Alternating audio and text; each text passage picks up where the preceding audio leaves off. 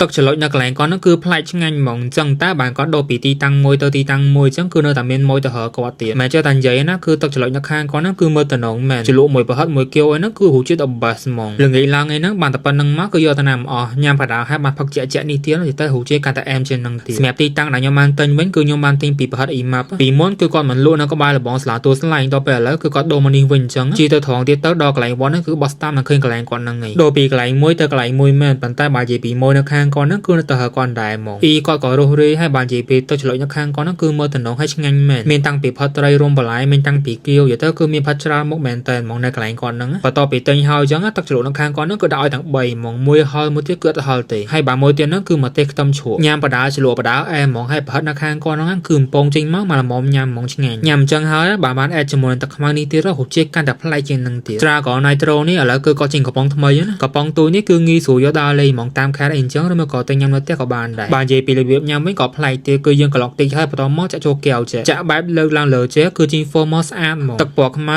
ហ្វូមពណ៌ត្នោតស្តៀងនឹងកាពូឈីណូចាពេលដែលញ៉ាំទៅបែបខ្ទិះហើយខាប់អត់សូវល្វីងខ្លាំងទេបើជាអកលវិញគឺតែ